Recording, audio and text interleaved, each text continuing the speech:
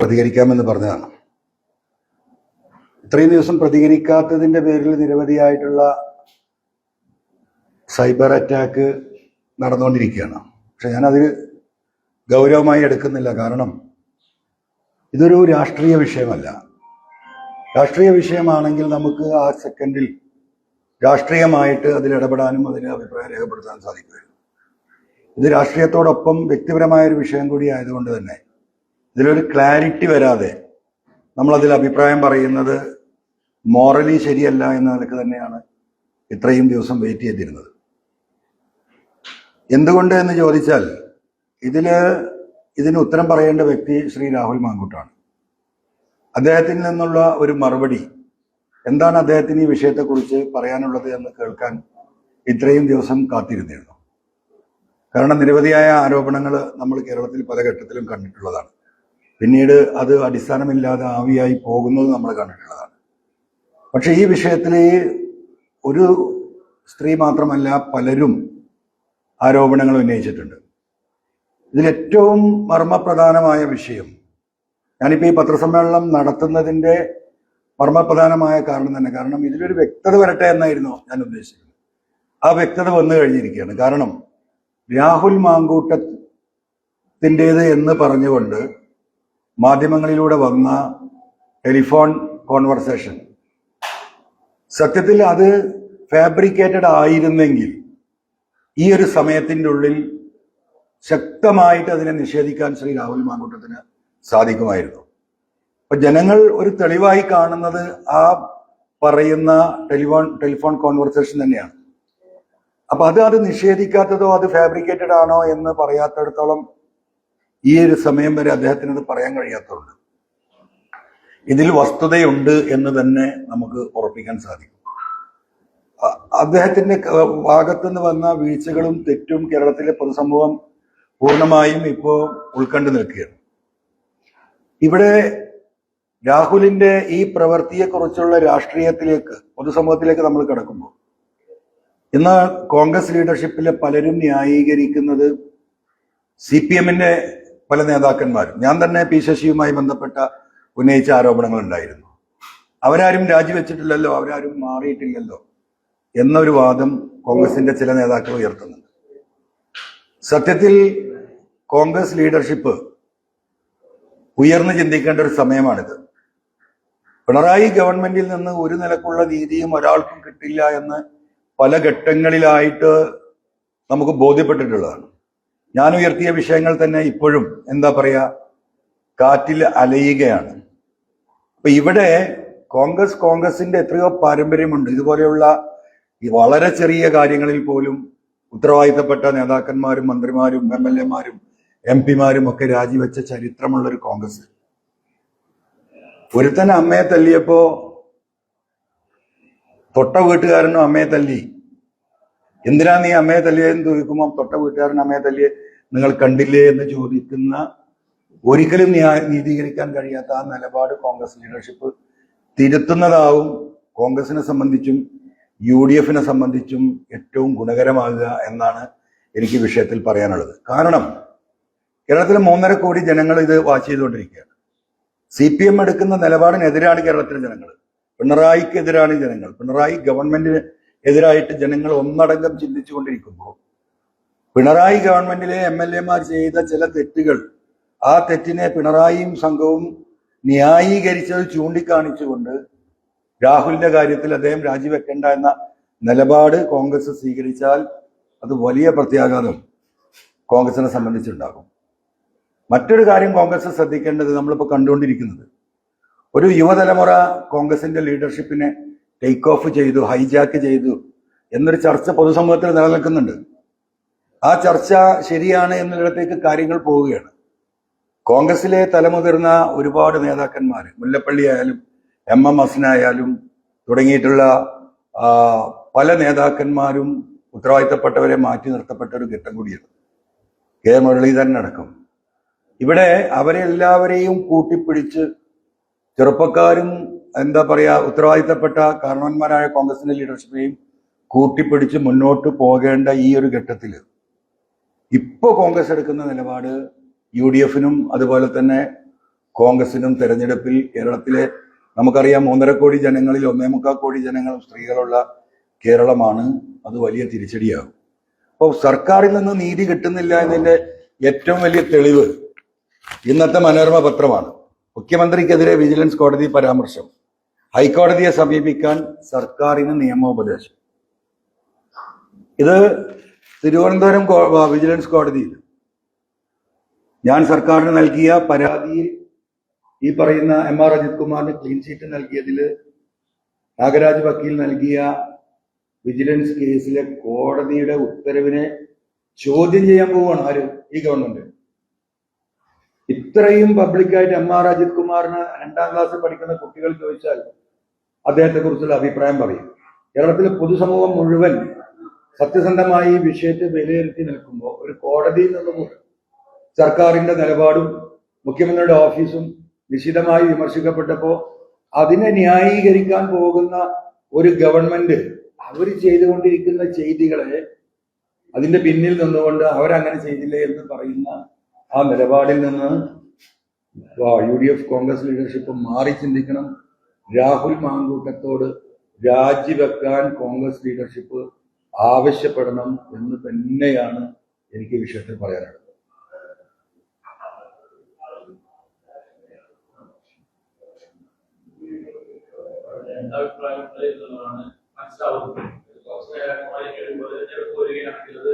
പാലക്കാട് മറ്റ് രാഷ്ട്രീയ പാർട്ടികൾക്ക് ഗുണകരമാവില്ലേ എന്നുള്ളൊരു ദർശനം രാജി ഉടൻ വാങ്ങണമെന്ന് മറ്റൊരു വിഭാഗം. അപ്പോ അങ്ങനെ ഒരു 2 വിഭാഗത്തേക്ക് പോകേണ്ട സമയമാണോ? അല്ല, അതില് കോൺഗ്രസ് ലീഡർഷിപ്പ് മനസ്സിലാക്കേണ്ടത് രാഹുൽ മാങ്കൂട്ടത്തെ രാജിവെപ്പിക്കാൻ കോൺഗ്രസ് തീരുമാനിക്കും. BJP സ്വാധീനം ചെലുത്തി പാലക്കാട് ഒരു തെരഞ്ഞെടുപ്പ് വരികയും ചെയ്യുകയാണെങ്കിൽ 100% ഉറപ്പാണ് കോൺഗ്രസിന് അനുകൂലമായിട്ടുള്ള ഒരു ജനവിധി പാലക്കാട് ഉണ്ടാകും. 100%. എന്റെ വ്യക്തിപരമായ അഭിപ്രായമാണ്. അത്തരത്തിലെ ഉന്നതമായ ഒരു തീരുമാനം, ധാർമ്മികമായ ഒരു തീരുമാനം എടുക്കാനുള്ള ശേഷി കോൺഗ്രസ് ലീഡർഷിപ്പ് കാണിക്കണം. അവിടെ ഒരു ഉപതെരഞ്ഞെടുപ്പ് ഉണ്ടാകുമെന്ന് ഭയപ്പെട്ടുകൊണ്ട് രാഹുലിനെ രാജിവെപ്പിക്കാതിരുന്നാൽ വരാൻ പോകുന്ന തെരഞ്ഞെടുപ്പിന് ഇനി ആകെ 268 ദിവസമാണ് ബാക്കിയുള്ളത്. ഈ പൊതുസമൂഹത്തിന്റെ മനസ്സിൽ നിന്ന് ഈ ചിത്രങ്ങളൊന്നും മായുന്ന സമയം പോലും ഇല്ല. അതുകൊണ്ട് രാജിവെപ്പിക്കുക, അദ്ദേഹത്തെ നിർദ്ദേശിക്കുക. രാഹുലിനോട് എനിക്ക് വ്യക്തിപരമായി പറയാനുള്ളത് രാഹുൽ രാജിവെക്കണമെന്നതാണ്. കാരണം അദ്ദേഹത്തിന്റെ അടുത്ത് തെറ്റ് പറ്റിയിട്ടുണ്ടെങ്കിൽ ആ തെറ്റ് പൊതുസമൂഹത്തോട് ഏറ്റുപറയാനും രാജിവെക്കാനും തയ്യാറായാൽ അദ്ദേഹത്തിന് അത് ഭാവിയിൽ അത് ഗുണകരമാകും. അല്ലാതെ അദ്ദേഹം എടുക്കുന്ന ഇപ്പോഴത്തെ ഈ ഒളിച്ചുകളിയും എന്താ പറയാ, അദ്ദേഹം പ്രത്യക്ഷമായി ഈ വിഷയങ്ങളോട് പ്രതികരിക്കാതിരിക്കുന്നതും അദ്ദേഹത്തെ സംബന്ധിച്ച് വലിയ പ്രത്യാഘാതം രാഷ്ട്രീയമായും സാമൂഹികമായും വ്യക്തിപരമായും അദ്ദേഹത്തിന് വലിയ തിരിച്ചടികൾ ഉണ്ടാകുമെന്നത് മനസ്സിലാക്കാനുള്ള കേവല ബുദ്ധിയെങ്കിലും രാഹുൽ കാണിക്കേണ്ടതുണ്ട്.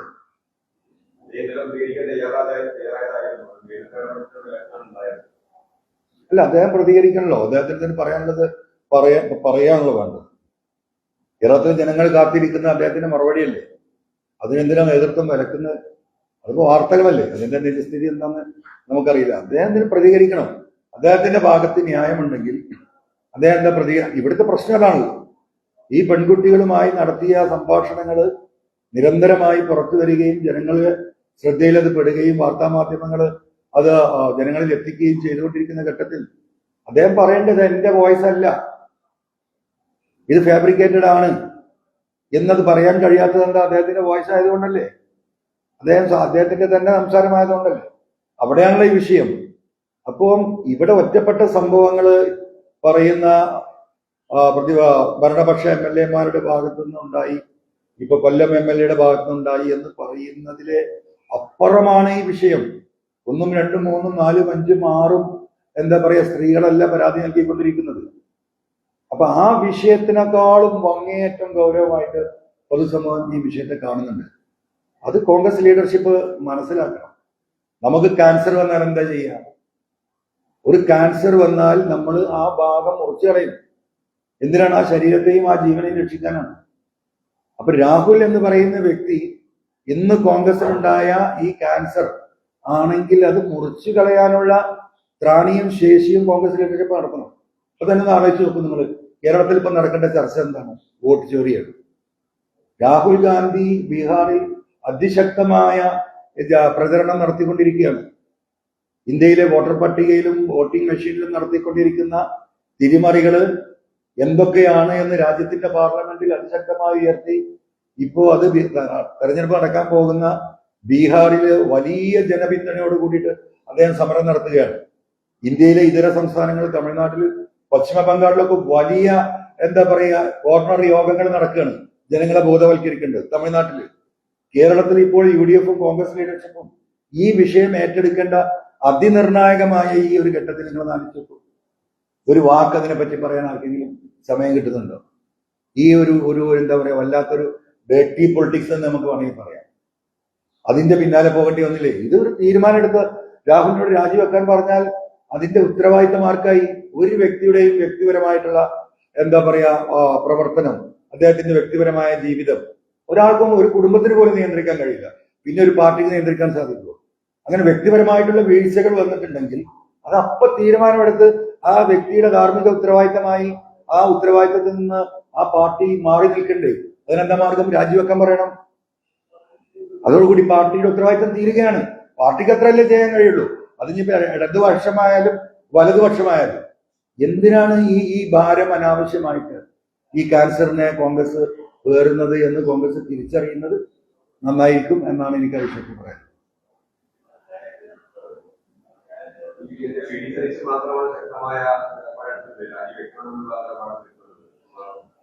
VD സതീശൻ അങ്ങനെ ഒരു നിലപാട് എടുത്തിട്ടുണ്ടെങ്കിൽ അദ്ദേഹത്തിന് കാര്യങ്ങൾ ബോധ്യപ്പെട്ടിട്ടുണ്ട്.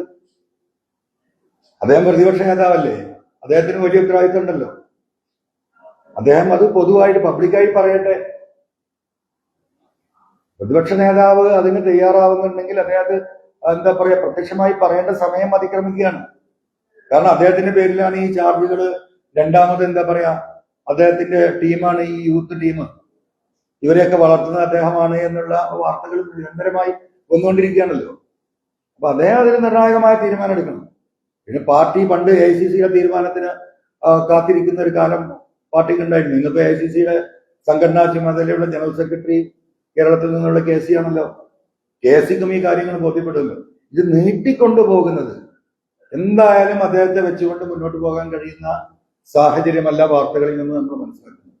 അതുപോലെയുള്ള ഇത്തരത്തിലുള്ള പുതിയ പരാതികൾ വന്നുകൊണ്ടിരിക്കുകയാണ്. എന്നെയും സമീപിച്ചിരുന്നു കഴിഞ്ഞ 2 ദിവസത്തിന്റെ ഇടയിൽ. ഈ വിഷയത്തിൽ ഒന്ന് ഇടപെട്ട് തരാൻ സാധിക്കും. പരാതിയുള്ളവരാണ്.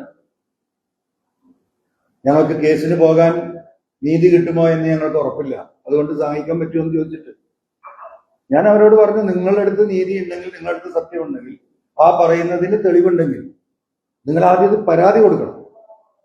എന്നിട്ട് നിയമപരമായ സംരക്ഷണം നിങ്ങൾക്ക് കിട്ടുന്നില്ലെങ്കിൽ ആ ഒരു ഘട്ടത്തിൽ ഒരു പൊതുപ്രവർത്തകൻ എന്ന നിലക്ക് എന്റെ സഹായം നിങ്ങൾക്ക് പ്രതീക്ഷിക്കാം. അത് നിങ്ങളെ ഭാഗത്തും തെറ്റുണ്ടോ എന്ന് നിങ്ങൾ ഒന്ന് സ്വയം പരിശോധിച്ചിട്ട് നിങ്ങൾ തീരുമാനിച്ചോ എന്ന് പറഞ്ഞുകൊണ്ട് ഞാനതിനെ പ്രോത്സാഹിപ്പിക്കാനല്ല തന്നത്. ഈ വിഷയങ്ങളുടെ ഗൗരവം അതീവ ഗൗരവമാണ്. കാരണം വീഴാൻ നേരത്തെ ഒരാളെ ഉന്താൻ എല്ലാവർക്കും എളുപ്പമാണ്. അപ്പം വീഴാൻ പോകുന്നവൻ എന്നെ തള്ളിയിടുകയാണ് എന്ന് പറയാനുള്ള ന്യായം അവർക്ക് വേണം. അത് ഇവിടെ രാഹുലിനെ സംബന്ധിച്ചില്ല. അദ്ദേഹത്തിന്റെ അതെ അതെ അതെ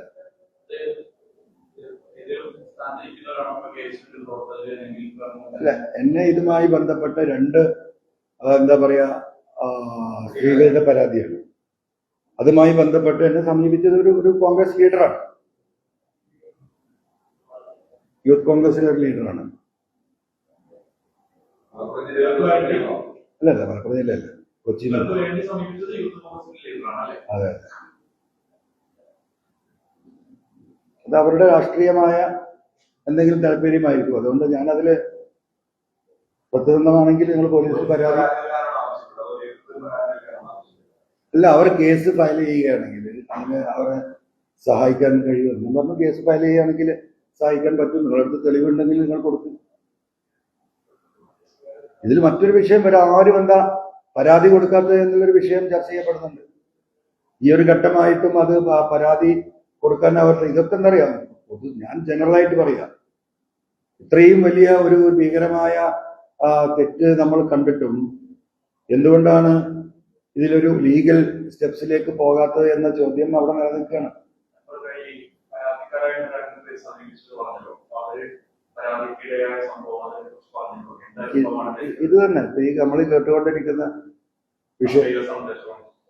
അശ്ലീല സന്ദേശവും അതിൽ എന്താ പറയാ, അദ്ദേഹം പറഞ്ഞത് ശരിയാണെങ്കിൽ ഇപ്പൊ നമ്മൾ കേട്ടുകൊണ്ടിരിക്കുന്ന ഒരു 2 സ്റ്റെപ്പും കൂടി മുന്നിലാണ്.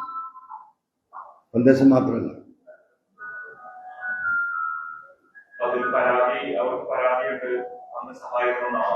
അല്ല, പരാതിയുണ്ട്. അപ്പം അവർക്ക് പ്രൊട്ടക്ഷൻ വേണം. ഞാൻ പറഞ്ഞു, പ്രൊട്ടക്ഷൻ കൊടുക്കേണ്ട ആൾ നമ്മളല്ലല്ലോ. പ്രൊട്ടക്ഷൻ കൊടുക്കേണ്ടത് ഇവിടുത്തെ ഗവൺമെന്റാണ്. നിയമപരമായിട്ട് നിങ്ങൾക്ക് അതിന് സാധ്യതയുണ്ടെങ്കിൽ നിങ്ങളൊരു വക്കീലിനെ കണ്ടിട്ട്, അവരെന്നെ എന്താ പറയാ സതുദ്ദേശത്തിലാണ് എന്നെ സമീപിച്ചത് എന്ന് എനിക്ക് തോന്നുന്നില്ല. അവരുടെ ഈ സമീപിച്ച വ്യക്തി അവരുടെ ഇന്റേണൽ പൊളിറ്റിക്സിന്റെ ഭാഗമായിട്ടായിരിക്കാം. അതുകൊണ്ട് തന്നെ നിങ്ങൾ പരാതി കൊടുത്തിട്ട് പോവാം. ഇപ്പൊ മിനിയാന്ന്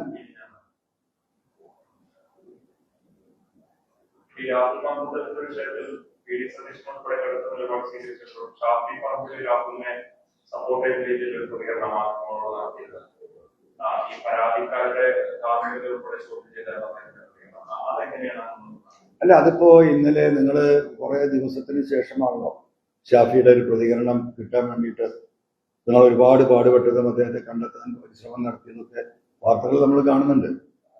ഷാഫിയിൽ നിന്ന് എന്തായിരുന്നോ കേരളത്തിലെ ജനങ്ങൾ പ്രതീക്ഷിച്ച മറുപടി, ആ മറുപടിയല്ല ഷാഫിയിൽ നിന്ന് കിട്ടിയത് എന്ന് വളരെ വ്യക്തമാണല്ലോ. അത് അദ്ദേഹത്തിന് വ്യക്തിപരമായ സൗഹൃദം സ്വാഭാവികമായിട്ടും അതിന് ഒരു ബാരിക്കേഡ് സൃഷ്ടിച്ചിട്ടുണ്ടാവും. അത് അദ്ദേഹത്തിന്റെ വ്യക്തിപരമായ ഒരു നിലപാടായിട്ട് മാത്രമേ നമുക്കതിൽ കാണാൻ കഴിയൂ.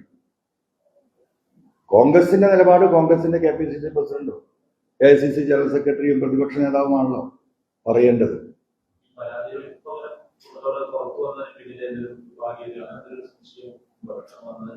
അതിപ്പം ഞാൻ പറയേണ്ടല്ലോ, അത് പറയേണ്ടത് കോൺഗ്രസിന്റെ ഉത്തരവാദിത്തപ്പെട്ട നേതാക്കൾ തന്നെയാണ്. ഇതൊക്കെ ഇപ്പൊ എല്ലാവർക്കും മനസ്സിലാവുന്നുണ്ട്. അതിന് കളമൊരുക്കി കൊടുക്കുന്ന വ്യക്തികളാണത് ഗൗരവമായിട്ട് ശ്രദ്ധിക്കേണ്ടത്. ഉണ്ടായില്ല.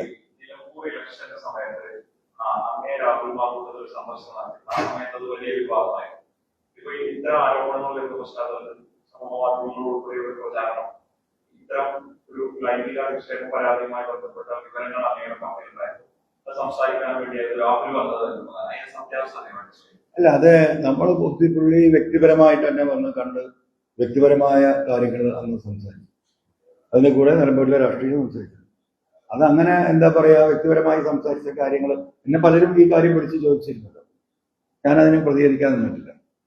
അത് ഇപ്പോഴും അതിൽ വ്യക്തിപരമായ കാര്യങ്ങൾ എന്നുള്ള അടുത്ത് നമ്മൾ പറഞ്ഞു നിൽക്കുക. അതിനപ്പുറത്തേക്ക് ആ വിഷയത്തെക്കുറിച്ച്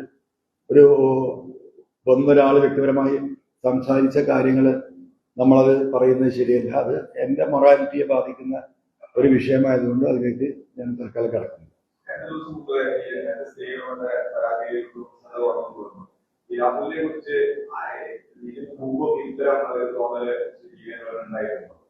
അല്ല, തോന്നലുകൾ യാഥാർത്ഥ്യം നമ്മൾ എന്താ ബന്ധം? തോന്നാൻ നമുക്ക് വല്ലതും പലർക്കും പലതും തോന്നല്ലോ, ഊഹിക്കൊക്കെ ചെയ്യാം. ഇതിപ്പോ വന്നിരിക്കുന്ന വസ്തുതകളല്ലേ. അപ്പൊ നമുക്ക് വസ്തുതകൾ മുന്നിലുണ്ടാകുമ്പോൾ തോന്നലുകളെ കുറിച്ച് സംസാരിക്കേണ്ട ആവശ്യമില്ല. വസ്തുതകൾ മുന്നിൽ വെച്ചിട്ട് തന്നെ നമുക്ക് സംസാരിക്കാൻ കഴിയുന്നുണ്ട്. ഇതിലെ ഇപ്പോ ഏറ്റവും വലിയ വിഷയം, ഇത്രയും വിഷയങ്ങൾ പുറത്തു വന്നിട്ട് ഇതിൽ വന്ന ടെലിഫോൺ സംഭാഷണങ്ങൾ അത് എന്റേതല്ല എന്ന് പറയാൻ രാഹുലിന് സാധിച്ചിട്ടില്ല. എന്ന് പറഞ്ഞാൽ രാഹുൽ പറഞ്ഞു എന്നത് തന്നെയല്ലേ. അവിടെയാണ് ഈ വിഷയത്തിന്റെ ഏറ്റവും വലിയ സീരിയസ്നെസ് എന്താ പറയാ അങ്ങനെ തുറിച്ചു നോക്കുന്നത്. അതെങ്കിലും കോൺഗ്രസ് ലീഡർഷിപ്പ് ഇത് മനസ്സിലാക്കണം. സ്ത്രീ സമൂഹത്തിന്റെ ഇടയിൽ ഇത് വലിയ ഇമ്പാക്ട് ഉണ്ടാക്കും. CPM അത് ചെയ്തു എന്ന് പറഞ്ഞ് മാറി നിൽക്കാതെ മാതൃക കാണിക്കാൻ കോൺഗ്രസിന് സാധിക്കും. അത് കോൺഗ്രസിനെ സാധിക്കും. CPM-നെ സംബന്ധിച്ചിട്ട്, പിണറായിയെ സംബന്ധിച്ചിട്ട് അതിലൊരു നിലപാടെടുക്കാൻ സാധിക്കില്ല. കാരണം അങ്ങനെയാണ് 1, 2, 10 എല്ലാം നിരവധിയായ വിഷയങ്ങൾ നിൽക്കുകയാണ്. അപ്പൊ അത് കോൺഗ്രസ് മനസ്സിലാക്കിയാൽ നന്നായിരിക്കുന്ന എന്താ പറയുക, ഒരു പൊതുപ്രവർത്തകൻ എന്നുള്ളൊരു എളിയ അഭിപ്രായ വിഷയത്തിൽ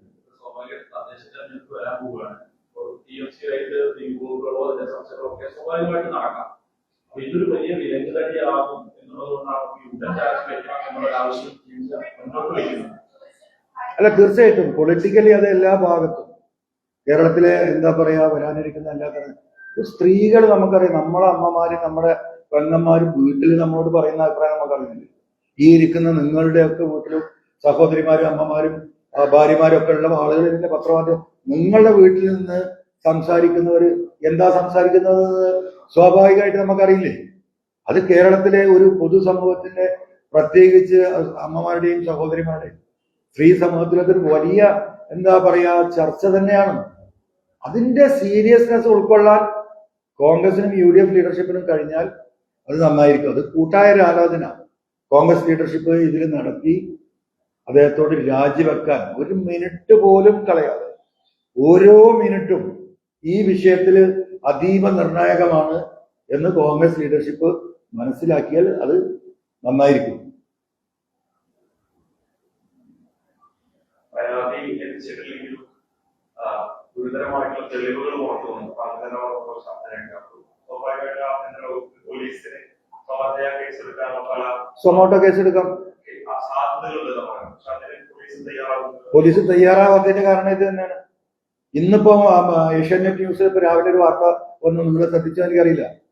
ഇവിടുത്തെ ഒരു IPS ഉദ്യോഗസ്ഥനെതിരെ 2 പോലീസ് SIമാര് പരാതി കൊടുത്തിരിക്കുകയാണ്. അതായത് ഒരു സീനിയർ IPS ഓഫീസർ ഈ പറയുന്നത് പോലെയുള്ള ഇപ്പൊ ഇവിടെ ആരോപിക്കപ്പെടുന്ന അതേ രീതിയിൽ വനിതകളായിട്ടുള്ള സബ് ഇൻസ്പെക്ടർമാരോട് മോശമായി പെരുമാറി എന്ന് പറഞ്ഞ് പരാതി കൊടുത്തിട്ട് ആ പരാതി ഒളിപ്പിച്ചു വെച്ചിരിക്കുന്ന ഇന്ന് വാർത്ത വരുന്നത്. അപ്പൊ പോലീസിനെ സംബന്ധിച്ചിട്ട് സൊമാറ്റോ കേസ് എടുക്കുമ്പോൾ വേറെ പലതും എടുക്കേണ്ടി വരും. സൊമാറ്റോ ഇതിൽ രാഹുലിന്റെ പേരിൽ കേസെടുത്താൽ അപ്പുറത്ത് ഇതേപോലെയുള്ള പരാതികൾ കിടക്കുന്നുണ്ട്. ആ പരാതിയുമായിട്ട് പലരും രംഗത്ത് വരും. അപ്പൊ അവരുടെ പേരിൽ കേസ് എടുക്കേണ്ടി വരും. അപ്പൊ പോലീസിനെ സംബന്ധിച്ചിട്ടും പിണറായി ഗവൺമെന്റിനെ സംബന്ധിച്ചിട്ടും ഇതിലൊരു സൊമാറ്റോ നിലപാട് സ്വീകരിക്കാത്തത് കള്ളനെ അവിടെ തന്നെ അപ്പുറത്ത് നിൽക്കുന്നുണ്ട്. ഇഷ്ടംപോലെ കള്ളന്മാര് ഒക്കെ കപ്പലിലാണ് ഉള്ളത്. അപ്പോ ഇതിൽ തീരുമാനമെടുക്കേണ്ടത് UDF കോൺഗ്രസ് ലീഡർഷിപ്പാണ്. അത് എത്രയും പെട്ടെന്ന് വൈകാതെ എടുക്കുന്നത് നന്നായിരിക്കും.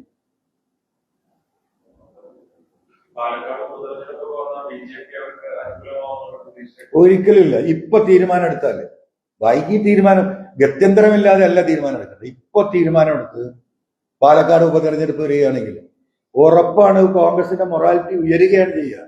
കോൺഗ്രസിനാണ് ജയിക്കാൻ കഴിയും, ഒരു തർക്കമില്ല. അവിടെ രാഹുൽ മാങ്കൂട്ടത്തെ അല്ല ജനങ്ങൾ തെരഞ്ഞെടുത്തത്, അവിടെ കോൺഗ്രസിനെയാണ്. ഇവിടെ ജനങ്ങൾ ഈ പിണറായി ഭരണം കൊണ്ട് പൊറുതിമട്ടി 251 ദിവസം ഒന്ന് കഴിഞ്ഞു കിട്ടാൻ വേണ്ടി പ്രാർത്ഥിച്ച് നടക്കുക സാധാരണ ജനങ്ങൾ. അതിന് അവരുടെ ആ ചിന്തക്ക് വിപരീതമായിട്ടുള്ള ഒരു നിലപാട് ഉണ്ടാകാതിരിക്കാൻ UDF നോക്കിയാൽ UDF നല്ലതാണ്.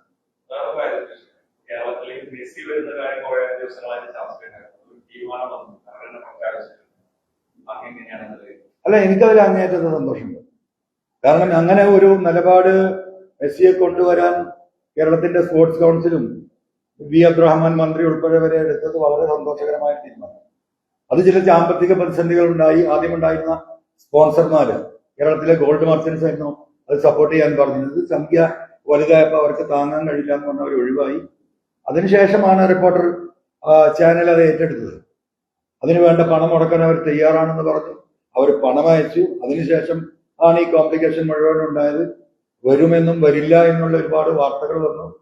അവസാനം ഇപ്പോ AFA അർജന്റീന ഫുട്ബോൾ അസോസിയേഷന്റെമായുള്ള അവരുടെ ഡിക്ലറേഷൻ ഔദ്യോഗികമായി പുറത്തു വന്നിരിക്കുകയാണ്. കേരളത്തിലെ ജനങ്ങളെ സംബന്ധിച്ച്, ഫുട്ബോൾ പ്രേമികളെ സംബന്ധിച്ച് അങ്ങേയറ്റം സന്തോഷം നൽകുന്ന എന്താ പറയാ ഒരു അഭിമാനത്തിന്റെ ഒരു നാളുകളായിരിക്കും മെസ്സിയുടെ ടീമിന്റെയും വരവ് കേരളത്തിൽ. അത് വലിയ ചരണം. കേരളത്തിൽ നിന്നല്ല, അന്തർദേശീയ തലത്തിൽ കേരളത്തിന്റെ യശസ് ഉയർത്താൻ അത് സാധിക്കും. കാരണം അവര് തന്നെ കണ്ടെത്തിയിട്ടിരിക്കുകയാണ് ലോകത്ത് അർജന്റീന ടീമിന് ഏറ്റവും കൂടുതൽ ഫാൻ അസോസിയേഷൻ ബെൽറ്റ് ഉള്ളത് കേരളത്തിലാണ് എന്ന് മുമ്പ് തന്നെ അർജന്റീന ആ തരത്തിലുള്ള ചില വാർത്തകൾ അർജന്റീന ടീമുമായി ബന്ധപ്പെട്ട് വന്നതാണ്. അതുകൊണ്ട് തന്നെ കേരളം ലോകത്ത് മുഴുവൻ അറിയപ്പെടുന്ന ഒരു സംസ്ഥാനമായി, ഒരു രാജ്യം അറിയപ്പെടുന്നതിനപ്പുറം ഒരു രാജ്യത്തിനേക്കാളും ഒരു സംസ്ഥാനം, ഒരു സ്റ്റേറ്റ് കേരളം, ദൈവത്തിന്റെ സ്വന്തം നാട്, ലോകത്ത് മുഴുവൻ ചർച്ച ചെയ്യപ്പെടുന്ന വലിയൊരു ഇവന്റായി അത് മാറും. അത് അങ്ങേയറ്റം ഒരു സന്തോഷമുള്ളതല്ല. ഓക്കെ.